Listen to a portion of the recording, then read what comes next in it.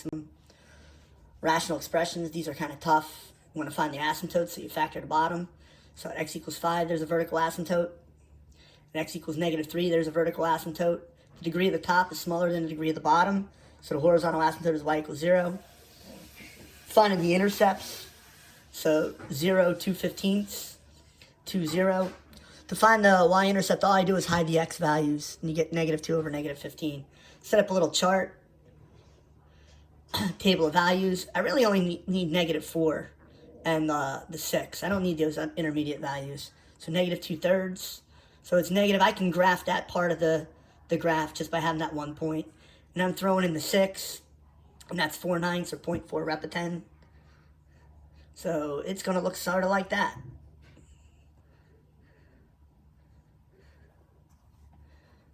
Let me go back and explain that a little bit better.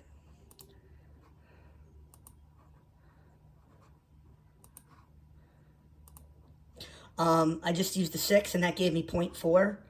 So that's going to be positive. So I know the curve is going to be in that little sector. I got -2/3. So at -4, it was -0.6. So that's going to give me that zone. And then I had the y-intercept and the x-intercept. To find the x-intercept, you set the top equal to 0, and that gives you 2. To find the y-intercept, you just hide all the x values, and that gives you -2 over 15. That's going to give me positive 2/15. So the curve has to go like that. It gives you the zones. Vertical asymptote, I don't know if anything's going to simplify, so I'm going to factor the top. That's going to give me no holes.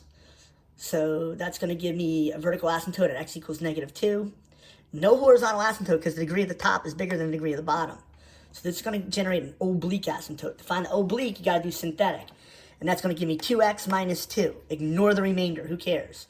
And that's called a slant asymptote. I have some intercepts at -3. And what else? 2. Y-intercept is 0, -6. And it gives you this weird graph. Factor the top, you'll get a hole at x equals, no vertical asymptote, no horizontal asymptote. It's actually going to have an oblique asymptote, but the oblique asymptote is the actual equation because it turns into a linear function. But there's a hole, notice there's a hole at x equals -4. Had to go off the graph. Factor the top, see if anything cancels out, and yes, I have a hole at x equals 2, a vertical asymptote at x equals -5. Horizontal asymptote, degree of the top is smaller than the degree of the bottom, so y equals 0.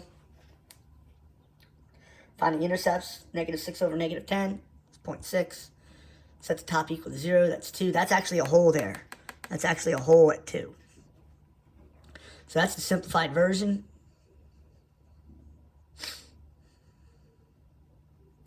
This strange graph. It bounces back up positive, I guess. That one's good, but this one's a little strange. And then, I don't know. So I threw in 3, and it went positive again, so I kicked it up.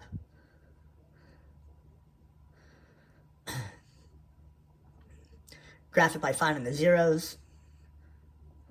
It's negative, so it's going to look like that. I'm finding the vertex. Finding the zeros, just factor it. This is a little strange. I thought it was in the middle, but it's actually halfway. It's at -1.5 is the actual axis of symmetry. So I'm trying to get it by using my 135, but I noticed that it's at -3/2 is the actual axis of symmetry. So when you throw that back in, you get some weird number, but she's not interested. So at 4, 0, 0, 4. More graphs. I'm just throwing in some values to get the curve. -3, 1 is the vertex. Oh, they want the inverse. They want the inverse. Flip-flop the x and y. And beat it up. Don't forget, when you add the square root, you have to add the plus minus. Not a function.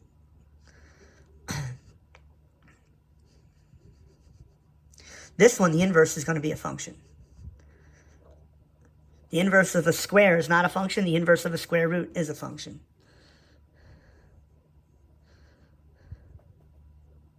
fog, and goth. You plug the value of f into g, and then do the arithmetic. Plug the value of g into f, do the arithmetic, do the algebra.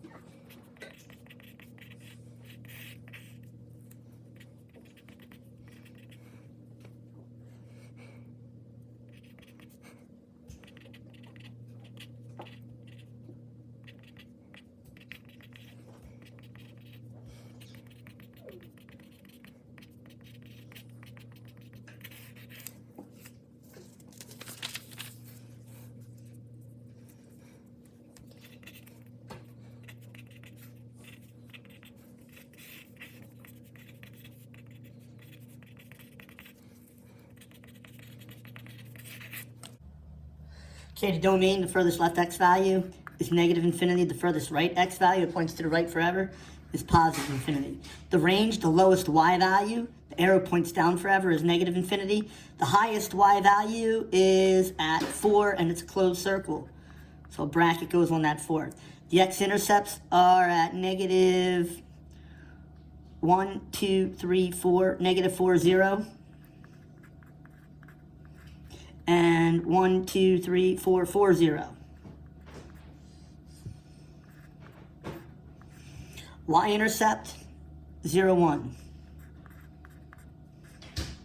Intervals on which it is increasing.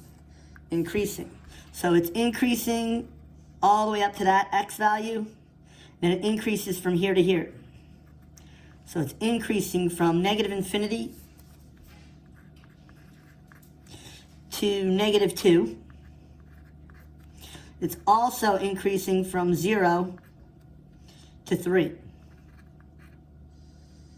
Interval notation.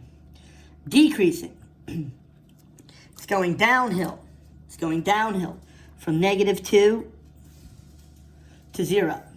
Decreasing from negative 2, x value, to 0, x value. Then it's decreasing again at 3. 3 to infinity. Where's the graph? Below the x-axis. Below or on, less than or equal to 0. So what's the interval that it's less than or equal to? So that's going to be from negative infinity all the way up to 4, including negative 4. Because it says less than or equal to. Also, at 4, including 4, to infinity.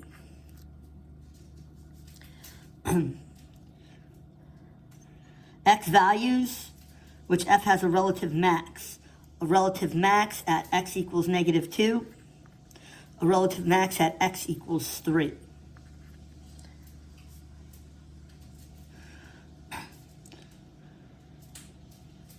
The relative maxima.